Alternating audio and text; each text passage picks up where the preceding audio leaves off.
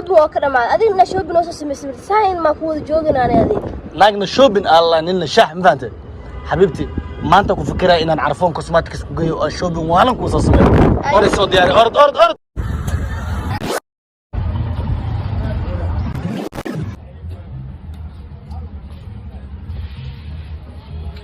soo dhawo saaxiib carfoon cosmetics saaxiib waa dhownahay